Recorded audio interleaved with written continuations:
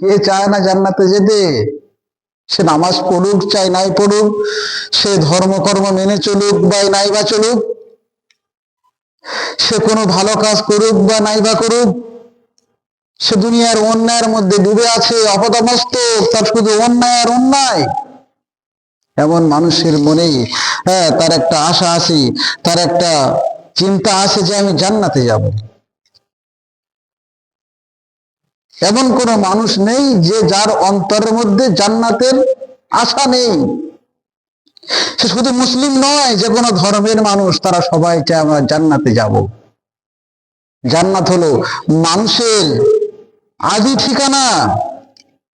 মানুষ তো এই পৃথিবীর নয়, এই পৃথিবীটা মানুষের আদি বাসস্থান নয়।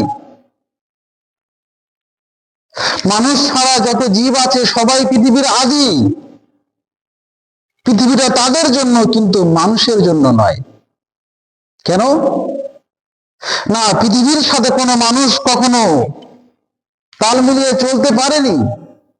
পৃথিবীর আবহাওয়া কখনো মানুষের আপন হয়নি।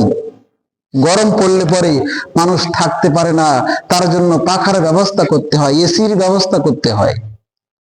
যখন ঠান্ডা আসে তখন দেখো না পৃথিবীর হাজারো প্রাণী, তাদের না কম্বল আছে, তাদের না লেপ কাঁথা আছে, তাদের জন্য না হিটারের কোনো ব্যবস্থা আছে? আছে কি?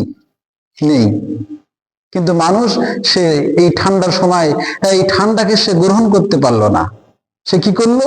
না, সে লেপ কম্বল সোয়েটার চাদর মাফলার কত কি যে ব্যবস্থা সে করেছে ঠান্ডা থেকে বাঁচার জন্য। এই মানুষ কি এই পৃথিবীর জন্য?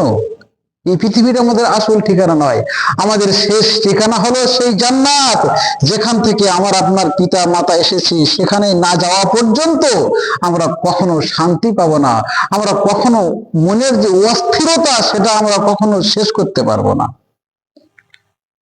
সুতরাং আমাদেরকে সেই জান্নাতে যাওয়ার চেষ্টা চালাতে হবে।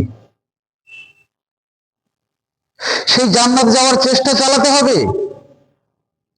দুঃখের বিষয় হলো সমস্ত মানুষ সবাই জান্নাতে যেতে চায়, কিন্তু আফসোস হলো আমরা কিন্তু জান্নাতের রাস্তায় হাঁটতে আমরা চাই না।